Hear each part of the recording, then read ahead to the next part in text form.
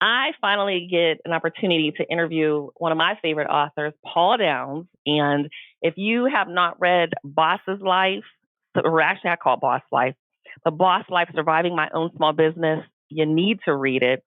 When I first started reading the book, I actually had to Google him because I'm like, is this really a real business owner writing a business book about being in business and the frustrations of owning a small business? And he's the real deal.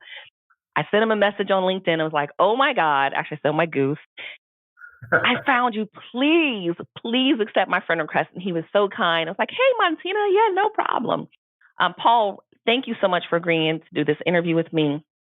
Your My book pleasure. by your book by far has been the best business book I've ever read because it's really told from a business perspective. There are a lot of business books out there that are phenomenal books, but they're not told from a small business perspective. When you're running a Fortune 500 billion-dollar company, it feels a little different being a CEO of that company versus being a small business owner when literally every single day matters in your business. So I really wanted to interview you after I saw a post because I follow you. I like stalk you everywhere on LinkedIn and Facebook and saw that you all were actually taking some time to shut down a little bit because of COVID-19. Right now, this is March 25th, 2020, or it's actually March 26th, 2020, and we're dealing with unprecedented times. We have the coronavirus. We have people that are unemployed. We have small business owners that are doing their best to hold on in their businesses and to their employees. And people, Paul, they're exasperated. They don't know what else to do. So that's why I wanted to have the conversation with you because you've already kind of gone through this a little bit in your business. So what advice would you have for small business owners right now that really right now feel like they need to close their doors? Okay. The first thing is just to give you a bit of background on the book, because it is very kind of you to gush at it like that. I am just a regular small business owner. I own a custom furniture manufacturing company. Been in business for 34 years. And I stumbled into the opportunity to write about that business in 2010. And without the benefit of what most business writers start with, which is a big fortune or having a record of success, my business really has only been profitable 5 years out of 34. And, I just specialize in keeping the doors open and keeping my people employed best as I can. So the book is a chronicle of a bad year, 2012. And it's the book that I always wanted to read about small businesses because when you read ordinary business journalism, it's I'm so rich, I'm so smart, you do this, you're going to Mm-hmm. be a zillionaire, on your way to the next Google, blah, blah, blah, blah, blah. And that just is not relevant to my life. And, but everybody has trouble running a small business, particularly at the startup phase, because it's just hard. And so the first thing I want to say to everybody who's out there right now, feeling bad about the situation is let's put some perspective on it. There are three ways that you can either succeed or fail in business. And the three forces working on you are, first of all, there's just the vast forces of the economy in the world and whatever is happening, and that can be a headwind or that can be a tailwind to you. And then the second thing is just luck. You can have good luck or bad luck. Something like a car accident that takes out a key employee or someone in your family or, things just fall out of the sky. They can help you, they can hurt you. And then the last thing are the decisions you make and the things you do.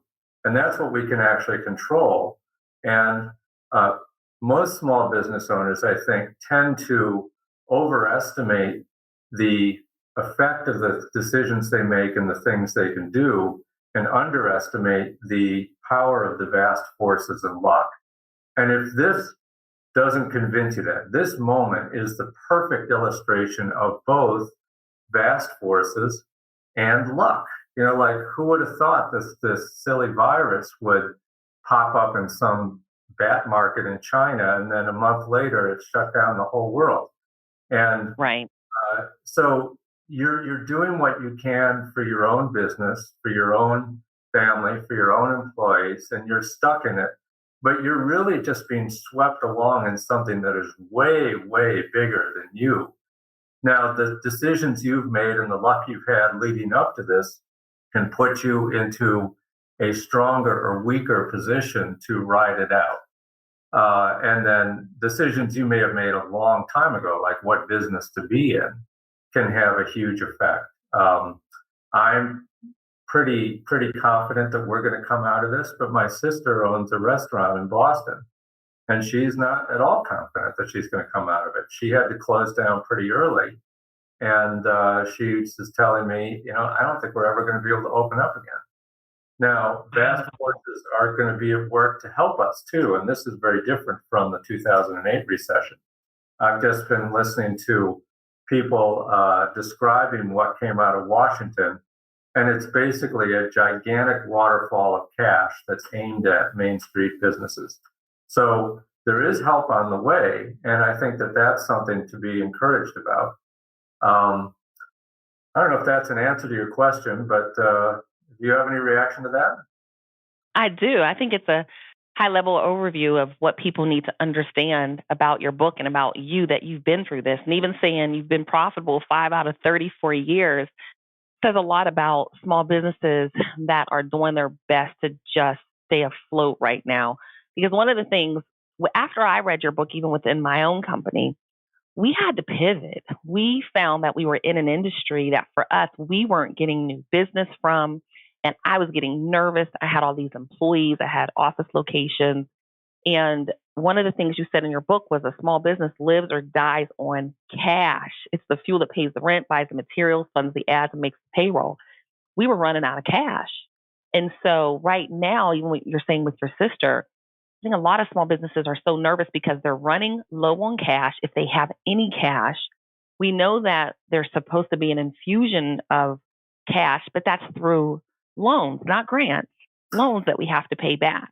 And Well, so I think that, can I address that? Because yes, I sat in on a number of conference calls. So I'm a Vistage member, which is a CEO's group, and yes, we got one of the members somehow had access to the text of the bill that prior to being passed yesterday. Now, keep in mind, this is somebody reporting the text of a bill before it had passed, so it may all change. But the mechanism they built into this bill is that basically business owners will be able to borrow up to 2.5 times the monthly payroll, and is it weekly? Yeah, 2.5 times the monthly payroll plus expenses required to put your employees at work. You hire them back, and if you can keep them on payroll for some amount of time, that is not specified yet, then the loan converts into a grant. All right. that's great. Yeah, that is really great. And Wow.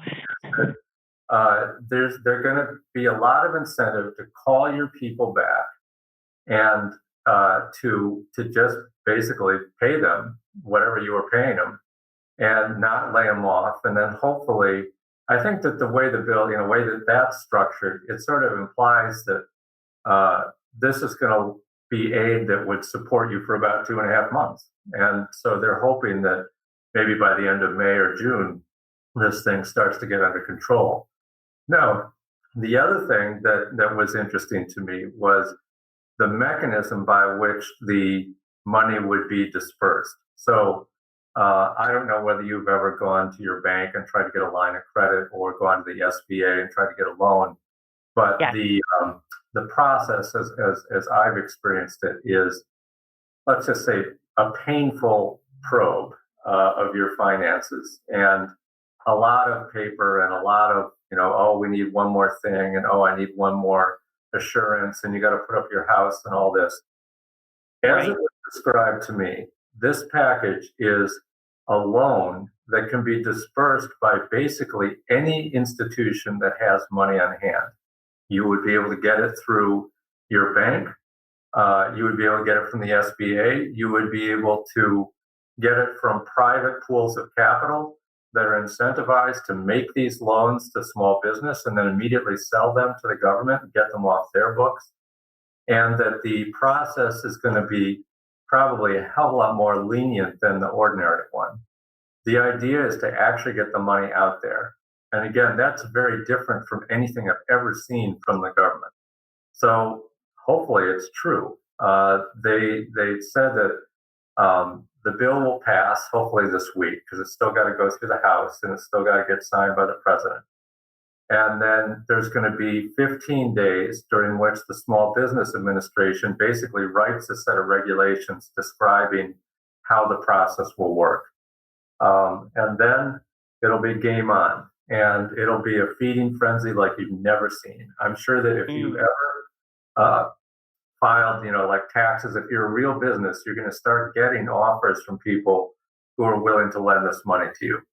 Now, as described to me, this will also apply to people who are self-employed and independent contractors. If you can prove that you made money from doing something, either as a business owner or as a self-employee, you will be eligible for this.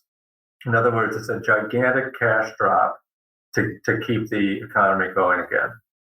Now, I started with a warning. I'm going to end with a warning. That's my understanding of a description of the bill from someone who may or may not know what they're talking about. But the very spare description I saw on the New York Times seemed to confirm that. And so there is help on the way. And I hope to God that it actually arrives on target, which is the small Main Street businesses like yours and mine. The other thing that the unemployment benefits, people who are laid off, and I actually did lay off a bunch of my employees because that seemed like the smart thing to do. Whatever that people are getting from the state, they're going to get an extra $600 a week from the federal government. And that is also designed to direct cash directly to people who are unemployed and need the help. And yeah, there's hundreds of billions of dollars in there, the usual stuff for big business that'll get sucked up and used in weird ways and make headlines about bosses who pay themselves bonuses. But this bill seems to have quite a bit that's going to actually arrive down at the people who need it the most. And I find that quite encouraging. Me too. It seems like, thank you for sharing that, because I had not heard that about the loans converting it over into grants for payroll. And people like me that do with payroll, I definitely appreciate that. And I want to go back to, I know we're talking about the cash, and this is important for us as small business owners, but more important we're holding on to employees. And one thing I want to read from your book was one of the things that was hardest for me, and that was firing my first employee. I had someone I had to fire, and I tell you, I think I was sick for days afterwards. Paul has in his book, it was 8 years before I had to do it again. This is the second fire. But the second time was even worse. This was a full-time employee, Nate Morgan, who'd been with me for 4 years. His work wasn't great and his attendance was spotty, but I liked him and kept finding excuses for his failure. Finally, he didn't show up one day, even though I'd emphasized that he was needed for a critical delivery. No phone call, no nothing. When he rolled in the following day, I was furious and told him it was over. He was astonished. Apparently, all of the talks I'd given him about what was expected had made no impression, or he thought that I would never go through with it. He begged me for another chance, tears rolling down his cheeks. But my other workers were sick of his failures, and one guy told me that if I didn't fire Nate, he would quit. So I steeled myself and fired him. I knew that he would have a hard time getting another job, but I did it anyway. After he left, I broke down myself. Depriving someone of employment is no joke, but the mood of the other employees improved immediately. And that taught me a valuable lesson. Bad employees make good employees feel bad. Paul, many people have bad employees, and right now they're seeing it. People that may be able to work from home aren't adding any value to the business. So from an employee perspective, what can they do right now to add more value to the company? This is a tough one. And there's an answer that would have made sense 3 weeks ago. And there's an answer that makes sense right now. And this has to do with, again, something I heard about this bill, which is that the incentive for turning the loan into a grant is to not fire anybody. Mm-hmm. And as I understand it, and this is speculation, we don't know the actual mechanism, that if you have people who have been laid off now, that's okay. You can bring them back on when you apply for the loan. But then you're at a certain point, you're going to have to say, I have this many people and I commit to keeping this many people employed. And then in order for the loan to turn into free money, you're going to have to keep them employed. Obviously, that's a nightmare for a boss who's trying to deal with an employee who is misbehaving in any number of ways, just not performing or worse. Now, I'm going to give you two answers. The first answer is what I would have done in the past.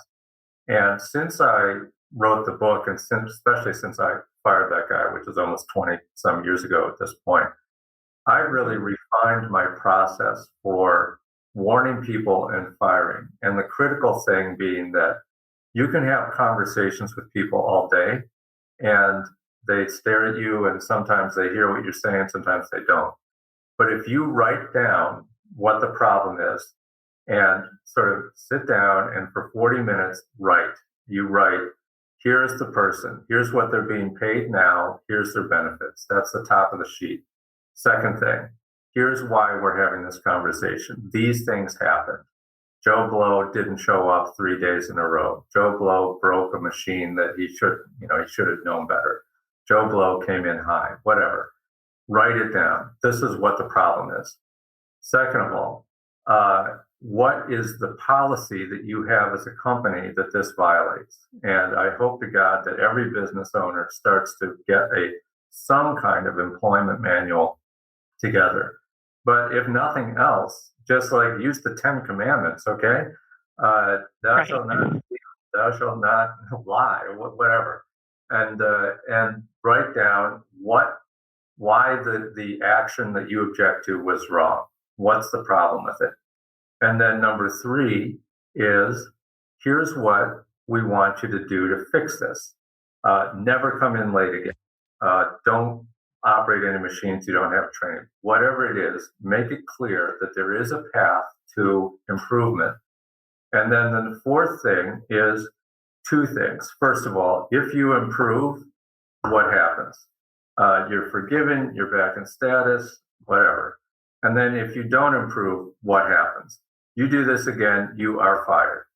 Then when you have all that written down, put 2 lines at the bottom. One is yours, I issued this, and then the next one is for the employee. I read this and I understood this. Now, you bring that employee into a meeting, you have a witness, their supervisor or whatever. Don't be alone with an employee in a room. You set this paper down in front of them and say, you are being disciplined as described in this paper. You read it to them, every word. And then at the end, you say, do you have any questions or comments? And they can say, oh, I didn't do it, blah, blah, blah, blah, blah. Just listen to them. And then if you hear something that's really surprising, you can at that point change your mind. But most of the time, you're just going to have to steel yourself and say, that's very interesting. We're going to stick with the plan on this piece of paper. And then you make them sign it. If they refuse to sign it, then they quit.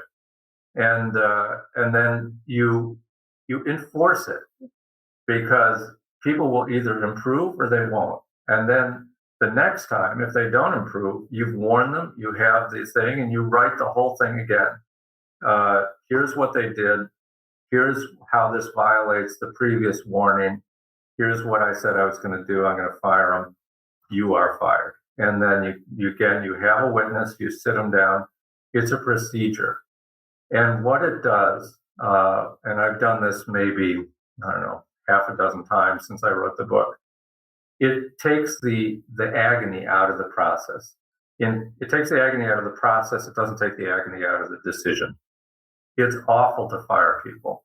It's awful to consider the human condition and look at somebody you know and say, like, why in the world are you such a moron that you put yourself in this position? But they do. But Mhm. now you have a procedure, so you know what steps to take, and you don't have to dither and wonder. You just do it.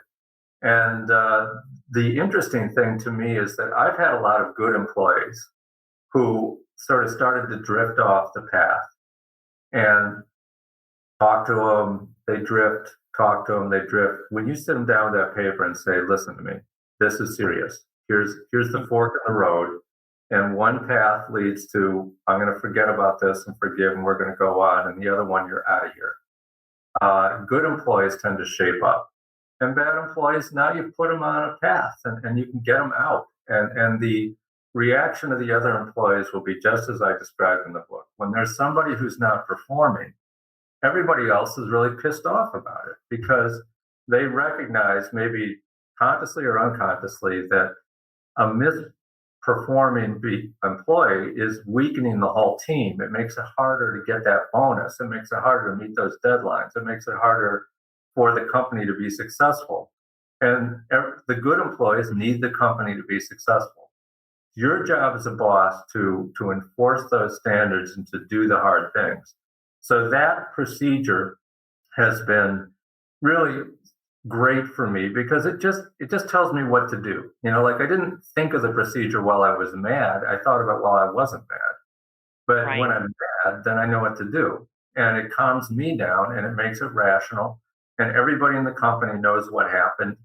And even the person who gets fired usually recognizes, okay, I had a chance. I was warned. It was serious. It was clear. I was given all this. And since I've let people go using that procedure, it's actually been way less drama than you would think. Now, that's the 3 weeks ago world. In the world where if you've just borrowed 2.5 months worth of payroll and expenses, and you would prefer not to pay it back as opposed to paying it back, then I don't even know what to say. I think that you're just going to have to tough it out with these employees, either Mhm. not hire them back at the point where you take the loans, which seems to me to be an option. They can just stay on unemployment. Or if you hire them back, you're just going to have to tough it out.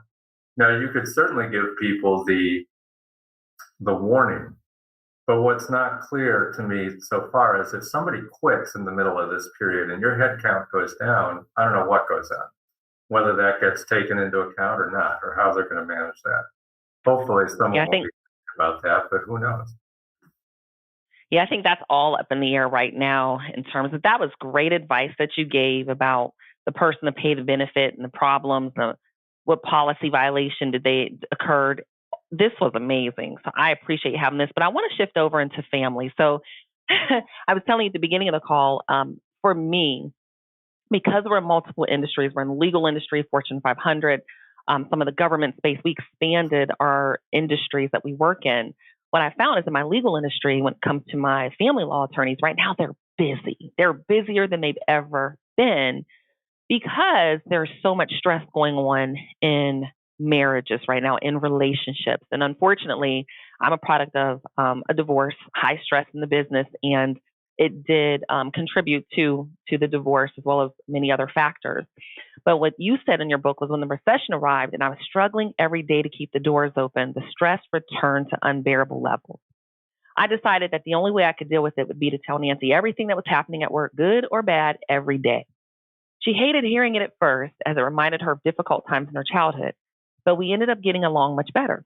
Keeping a barrier between my work and home lives was a mistake. When my wife had a clear picture of the situation, she became an ally instead of an adversary. Paul, people right now, they're home, they're struggling, stress levels are high. Got to ask you again, what advice would you give? Well, you just heard what worked for me, but I think a lot of that, the credit for that being a path to success goes to my wife, and also the relationship we had previously, which was quite strong. Um, I hesitate to give advice to people about their personal lives because I'm not a product of a divorced family. I've never been through it myself, and um, I don't want it to sound like smug advice, like you do this, it'll work. I really can't guarantee that. I think that one of the things that I've learned from just from employing people is that you say the same thing to five people, and one of them, the actual words that came out of your mouth are kind of like a booby trap, or they set off an extreme reaction because of something that's deep inside that person. You can say to five people, like whatever. It doesn't matter what. They're going to hear it different ways, and it's going to press Mhm. different buttons on them. So being candid about business conditions is certainly a tactic. Um, I had not, prior to that recession, really spent much time talking to my wife about cash flow or what the customers were up to. Uh, we had a house full of little kids, and one of them was autistic, and she had Mhm. her own stuff going on. And I think that it seemed to me like it might just be more burden for her. And she turned out to be able to manage it, but there's people who probably couldn't manage it. And so, you know, Martina, you probably have a much wider range of advice for your people than I do on this one because you work with all these lawyers. I'm sure you hear just unbelievable horror stories from family law lawyers about how Yeah. people are able and not able to communicate. And so, what would you do in this situation? Well, thanks for asking, Paul. I guess what I would say is you're right. It's all a communication. And it's funny, I was listening to someone on YouTube. His name is E.T., hip hop preacher, and he was talking about is your relationship. He said, when you get into marriage, it's going to show you everything about who you are. And you want to make sure that it's built on bedrock and not sand because when the pressure hits, if you don't have what Paul talked about, that good relationship going in or a great relationship going in where you are vulnerable, when you're talking about everything, where you're okay to everyone outside, but when you walk through that home, you can be vulnerable with your spouse, you're going to struggle. Right now, you want to open up and talk about the pressure. You want to communicate the financial situation. Do not hide it. I think that's the biggest thing that I've seen with business owners because I actually have a divorce attorney that helps business owners facing divorce. What most people don't know, we all know finance is the number one cause of divorce, but for business owners, the business divorce rate is higher than anyone else because there's so much stress. So communicate, be honest about the financials, listen to your spouse's advice, at least listen and take it in, let them know that their voice is important. And above all, know that you have each other. If I lost everything in my business, you can start over. What I found is that true business owners, and I separate entrepreneurs and business owners because I feel like there's a shift once you have people that are depending on you for a paycheck. But what I found is you can start over. I don't think I've ever met someone that truly had a business that failed, that if they wanted to start over, they were more successful in the second business than the first. So, Paul, I just wanted to put that out there. And I want to thank you for taking time out to just have a conversation with me. I don't interview people anymore, but as soon as I kind of it's weird how things started to shift a little bit. I actually was traveling. I was supposed to go to the Philippines here in March. Had actually went to LA, had all this travel on my calendar, and just paying attention to the world news, I started just to feel things shifting. And as it did, again, it reminded me of your book. It reminded me of how I felt in 2018 when I read your book, when I was having challenges with cash flow and employees not doing what they were supposed to do, and felt like nothing out there or no one out there understood until I read your book. That's So it. during these times, That's so I just, So I wrote this book. Basically, I wrote it in 2013 and 14, and then it was published in 2015. And it was never a big seller, but it's never stopped selling either. And I get usually, let's say, 3 or 4 emails a month from business owners all over the world, like literally all over the world, who say the exact same thing you did, which is that, oh, I found it and it felt like it was about me. And then they reach out, and that's really great. And I'm just like, how did you hear about it? Because it's not a famous book by any means. I'm just curious how you came across it. yeah, well, I came across it from another business owner, and then I told all of the friends in my circle. and just started sharing with everyone that I knew. I mean, it's literally one of my, that's why I said now I can't even find a copy in my office. I had it on Kindle too because I let someone borrow it. But it is one of those books because, again, Paul, the reason why, I'm so passionate about it and saying thank you is because I have not read another business book from a business perspective, from someone that actually is living it day to day, hasn't just been a CEO or hasn't been a COO or didn't inherit something. It literally is a day to day. So if you're listening to this, I wanted to interview Paul because I wanted you to hear from someone that's made it through. I want you to know that you're not the only one out there as a business owner struggling in your business, having challenges in your business. Cash flow might be a problem or it may not be a problem for you, but we all have challenges, and Paul's book addresses all of them. So, Paul, any final thoughts? Anything you'd like to say? Yeah, the last sentence in the book was "get help," or in the last Yes. paragraph. Right? And one of the things about this whole crisis right now that's really remarkable to me is how different the world is from 2008 and from 2001 and from 1997 and from 1987, all the other things I've been through, which is that it is actually pretty easy to reach out to people and talk to them. And as a business owner, I think that there's a lot of tendency to just like feel like you're overwhelmed and that nobody wants to hear your problems and that nobody cares and that you're a failure and that it's shameful to talk about how hard it is. And I just got to tell you, don't fall into that trap. Reach out and talk to somebody. If anybody wants to, they call me. Google it, Paul Downs Cabinet Maker. You'll find my contact information. And I don't care whether you read the book or not. I mean, if you feel like you need that story, do it.